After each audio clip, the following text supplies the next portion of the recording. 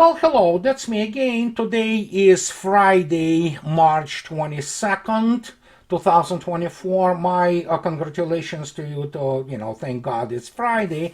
But let's start with a developing story right now out of Moscow. And what is streaming right now is the fact that three people in a camouflage and automatic weapons broke into the Crocus City Hall. It's an excellent venue, beautiful hall. I believe it can seat up to 6,000 people. And it was the concert of a very famous Russian and Soviet even rock group, Picnic.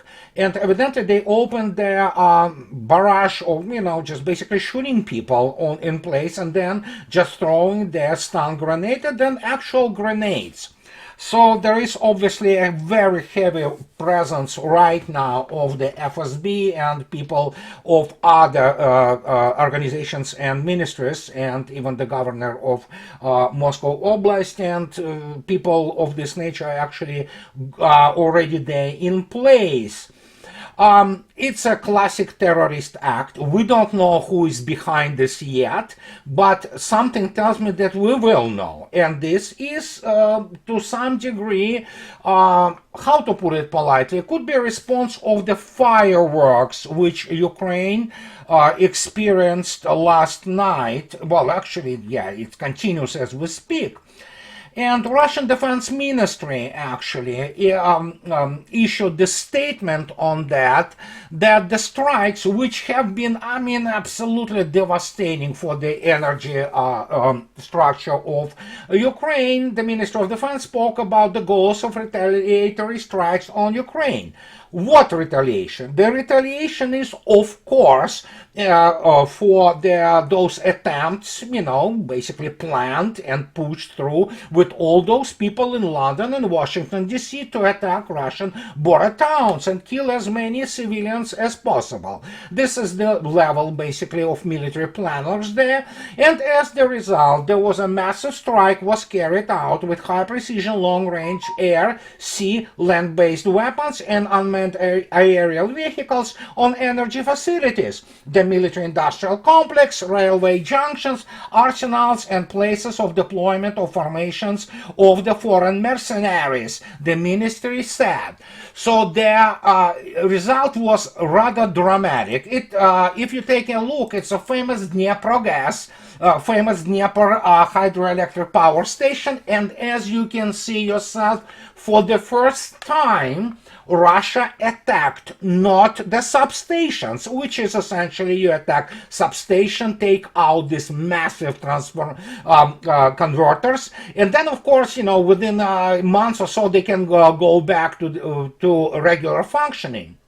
Here we have a completely different situation. What you see here is a turbine hall. This is the main generation facility of any hydroelectric dam. You can see it, for example, those people who live in the United States, you can go and see yourself either on the Cooley Dam or Hoover Dam. You see those magnificent, structures, but the reality is these are the machine halls where the real generation happens because the turbines are there. As you can see yourself, in this particular case, the whole hall is just gone. And it's what is inside which is gone, which is a crucial damage to the turbines, and you cannot change them within months or even a year sometimes. And what happens now, we know that Kharkov was still is without the electricity, Odessa, a bunch of other cities, and this is not only a retaliatory strike, but it is also the demonstration strike to such people like Mr. Macron and France, who would still, exercise those delusions that they can send their troops to whatever is left of Ukraine. And, but before we go there, you have to understand that even Macron, obviously there are some people who consult this boy that, that he says that, oh yeah, Macron says Ukraine may soon fall, and they said that European countries should not place limits on themselves when talking about helping Ukraine. It was stated by French President Emmanuel Macron, Ukraine fall is imminent, says the European edition of Politica, referring to its sources. Well, I mean, you don't have to really refer to any sources. It is very clear what is going on there. And so, if the interview of Mr. Pyotr Tolstoy, as I already stated, the great son of famous Leo Tolstoy, who knows a thing or two on what happens to French people when they march in Moscow, we have now this situation, and this situation is, extremely important because it is one, although Mr. Tolstoy being a member of Parliament, State Duma, it is one thing, he could still be expressing his personal opinion, but then we have the situation today, which none other than Mr. Nebenzia, an official representative of Russia in the United Nations Security Council. That means one of the top level bureaucrats of Russian foreign minister, who is expresses himself only on the official level. Look what he says.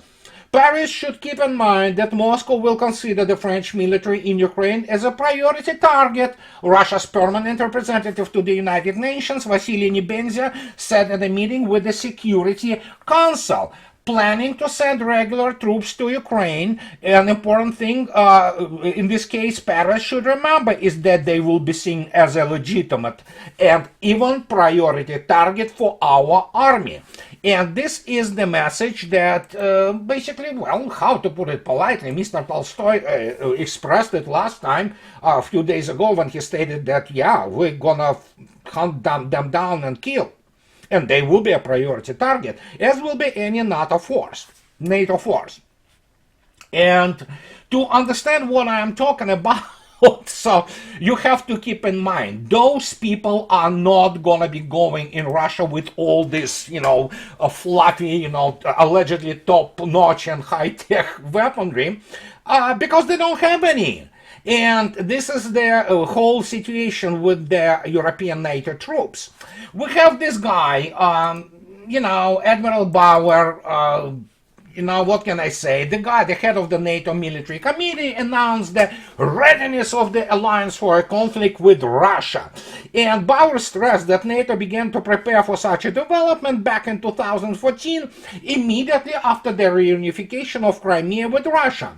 In 2019, the alliance began a return to the principle of collective security, which included a change in strategies, operational planning, and the renewal of the armed forces of the member states of the bloc. And here comes this fundamental issue. Bauer, who commanded, had an actual command of the couple of the frigates of the Royal Dutch Navy, he talks about operational planning and strategies. I have news for Bauer. No military academy or, general staff college in NATO teaches real operational planning. And this is very simple. Obviously, Netherlands by itself militarily is a pipsqueak. But the point is that NATO really doesn't understand how to fight this war. They don't know how to prosecute it because they don't have forces. And for people who really are worried about, let's say, World War III or nuclear war, as I already stated, the moment any NATO force enters Ukraine, it will be annihilated. It depends on the size, it depends on the whatever they have as the TOE, table organization and equipment, but currently European NATO is incapable of fighting real war or sustaining it. They have no resources to sustain it. If you look attentively at Luftwaffe, for example, if you imagine that Germans will decide to commit suicide, that Luftwaffe has about, 50 operational Typhoon fighters? Well, will impress Russians, I'm sure. Because the France, again, as already stated, half of their tanks are inoperational, and how do you deliver them? I mean, there is no way you can deliver those Leclercs without them being annihilated the moment they cross the border, and they will be annihilated. As already these events of the last night with Ukraine has shown, Russia is running out of those missiles and standoff weapons non-stop, evidently, for the last 2 years. And then, of course, you cannot really send the really serious contingent, unless, of course, it is not even tripwire. They are basically zombies, and so into Russia, because normal people will not go there in normal military. And the point is, this is a kamikaze mission. They will be killed, and yeah, that's about it. And whatever the number of own French boys France is ready to receive as the bodies or whatever remnants, sure, that's the way it goes. But I would like to see what's gonna happen to France if Mr. Macron says that, and as the bunch of his clowns, which are those officers who consult him, they think that Russia will talk to France on the equal terms, because France has the whole 4 nuclear-powered strategic missile submarines. Russians will not do such thing at all. They don't care, because actually Russia's nuclear potential dwarfs all nuclear potentials of their France, and of course they're not it's not autonomous.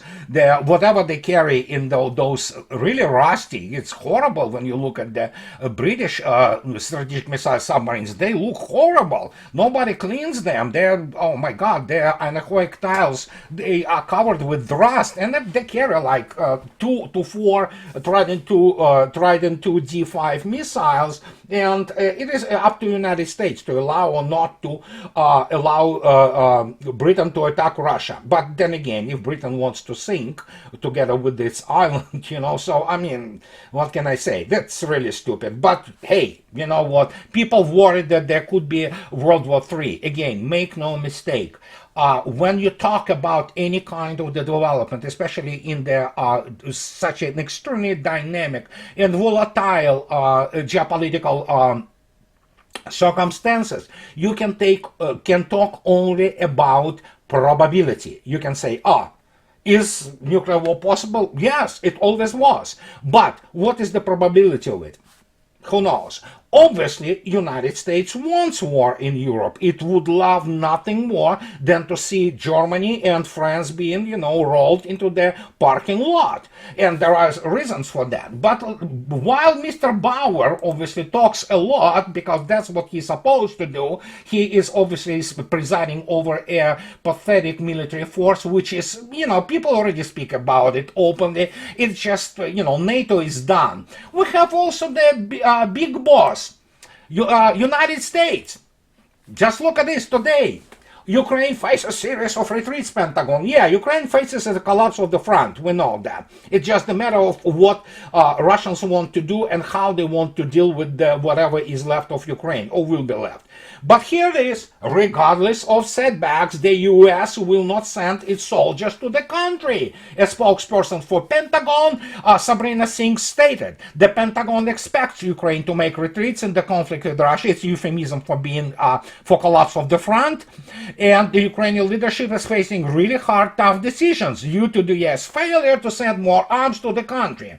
Well, the point is, of course, Ukraine now fights only on the arms which are being sent from the NATO countries, because actually, as the last raid 24 hours ago demonstrated, Russians started to really now basically blow up to smithereens whatever is left of the, primarily repairing and some very minor manufacturing facilities, because Ukraine, for example, cannot produce tanks anymore. The Malyshev plant in Kharkov has been continuously bombed, and so it's just impossible. So basically, Ukraine fights based on whatever is sent, whatever they scrub the bottom of the barrel to Ukraine. But so if that hasn't been enough, and if not taking seriously this Admiral Bauer and let alone Mr. Macron, we have this situation. Even Politica,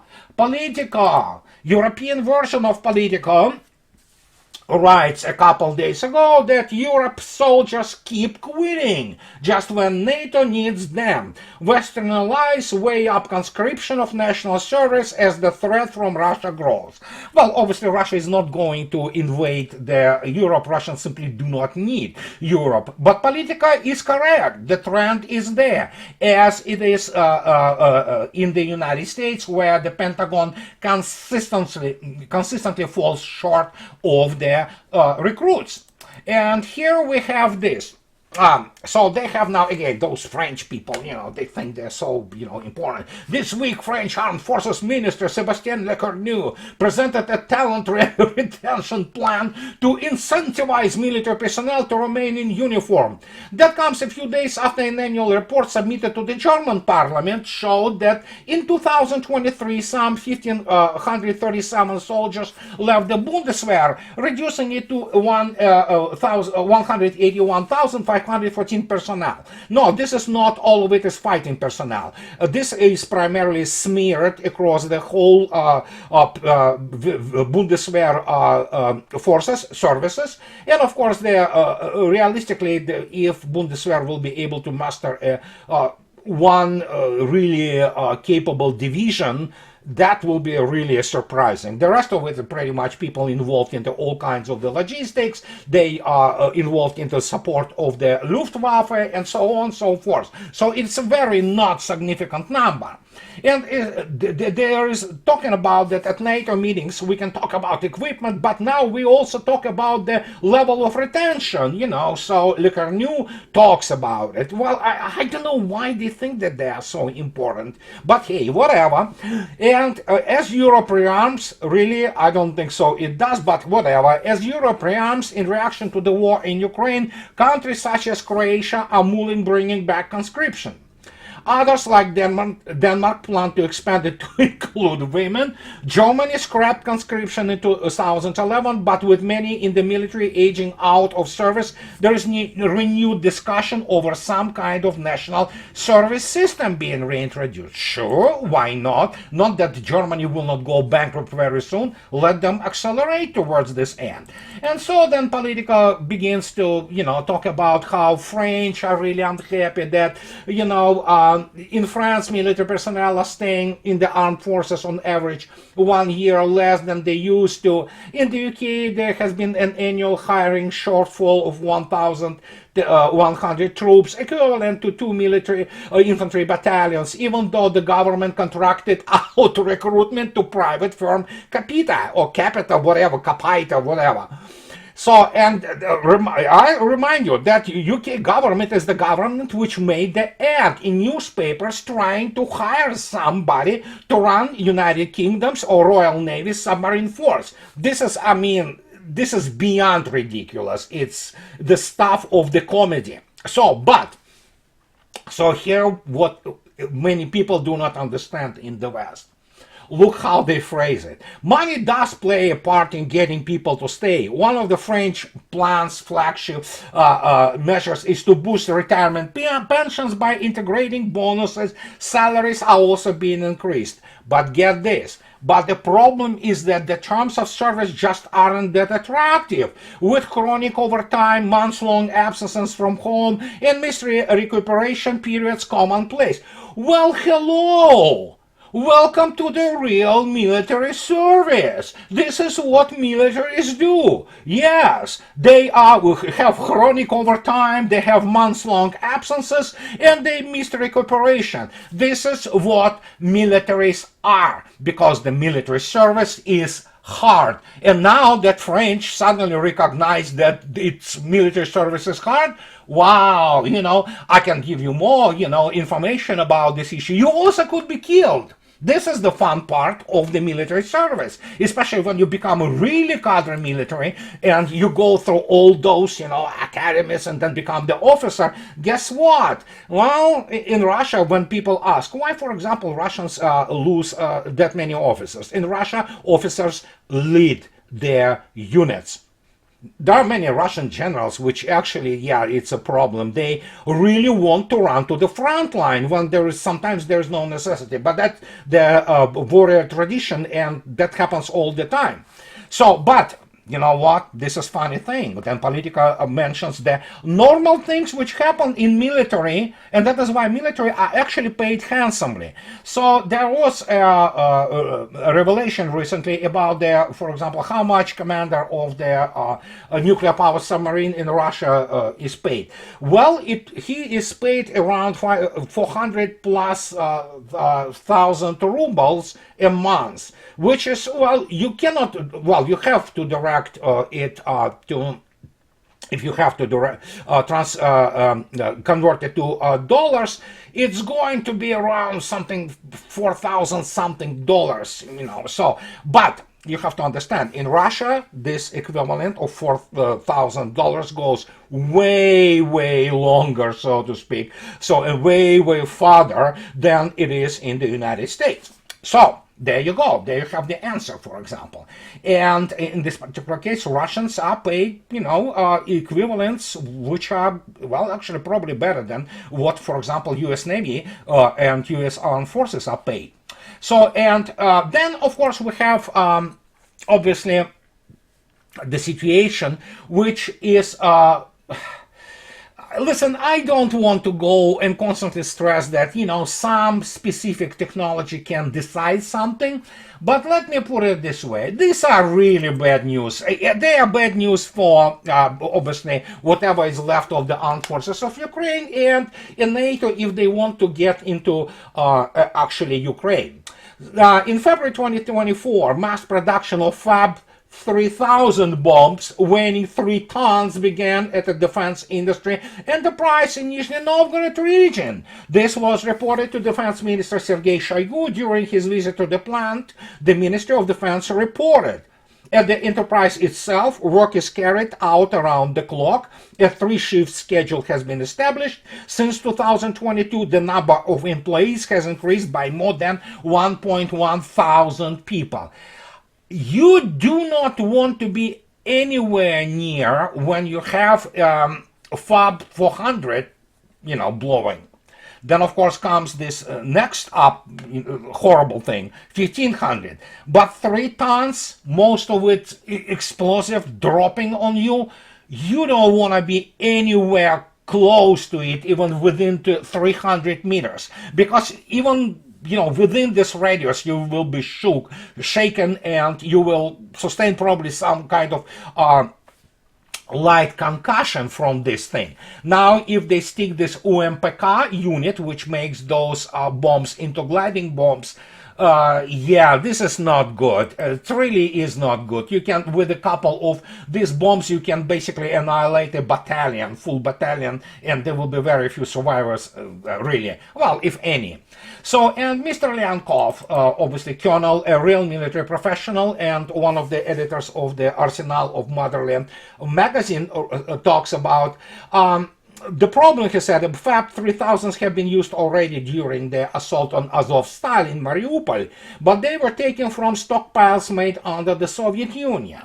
And he clarified also that the resumed production will be carried out using modern technologies which will make it possible to use these bombs practically as high-precision weapons. The expert said that they use in combination with ballistic drop computers will turn the FAB 3000 into high-precision munition that will accurately fit into the target with a minimum circular probabilistic deviation.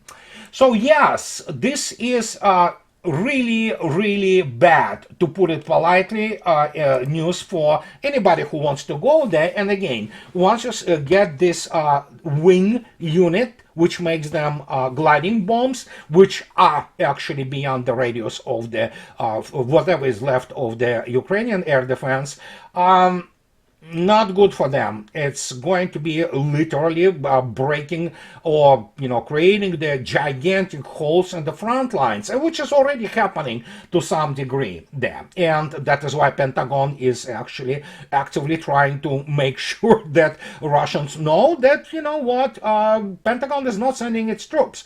If Europeans want to send the troops and start the war, as I already stated, sure, Washington would like nothing better than that, because obviously, it's finally gonna kill their whatever they looked at it as a competitor like Germany or even France, Airbus and things of this nature, especially when you consider the fact that actually Boeing is being now allegedly investigated by FBI as the matter of investigating criminal case. And those were letters which, by the way, the passengers of this Alaska Airlines Boeing 737, which literally almost crashed on the January 5th, received those letters from FBI that, you could have been the part of the criminal case. Not that they accused them, that they just could have been a victims. And so this is a very extraordinary development, and we don't know where it all leads us to. And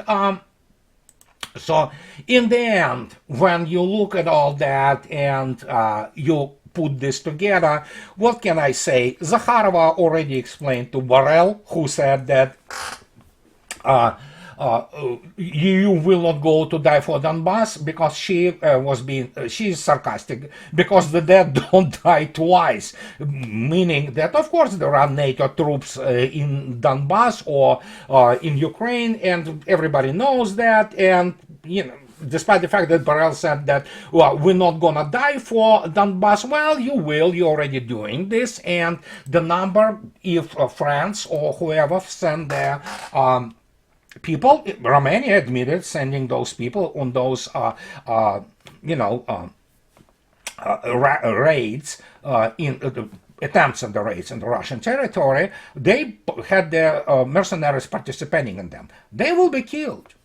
Simple as that. Moreover, they will be tracked down after, if they haven't been killed, but they will be tracked down and, brought to justice, whatever the justice might be. And in conclusion today, I cannot emphasize enough how much I have to talk about it all the time, but we know that there is a genocide and ethnic cleansing happening in Gaza. Look at this. China and Russia veto U.S.-initiated United Nations Security Council draft resolution on Gaza. You know why they veto it? Because both China and Russia said that this resolution must contain either a demand or call for ceasefire rather than merely note the need for it. Absolutely. This is the main issue. They do not want United States and, its lapdogs, France and UK, put any pressure on Israel, while Israel commits actually crimes against humanity. So, and that is why Russia and China vetoed this resolution. And in final conclusion, before you all go to the weekend, I cannot emphasize enough how I enjoy what incomparable Mr. Michael Hudson says constantly, because he is probably the best economic mind, I don't know, one of the best in the world. And look what he says about Professor Michael Hudson: economists are taught not to understand how reality works. They are taught science fiction. They rightly should be a literature department in the humanities section for science fiction, because they talk about a parallel universe. And this is where the combined West resides today, in the parallel universe. They completely lost the touch with the reality. And what can I say? I tried, guys, and I warned, but nobody evidently, well, probably some people listened to, but not where it matters in terms of the people who make decisions. And now they are screwed big time. It's unbelievable. So this is what I wanted to tell you today for your weekend. And as always, guys, my profound respect and thanks to my wonderful patrons and people who buy me coffees and things of this nature. So I really appreciate your support, because that's the only reason I'm doing this in terms of their capability. Obviously, I do it for because it's my calling, but yes, thank you very much. And as always, those who like what I do, please subscribe to my channel, and those who can afford, please support me on Patreon or buy me a coffee and two. I would really appreciate this. So have a nice weekend, guys, and I'll talk to you later. Bye bye.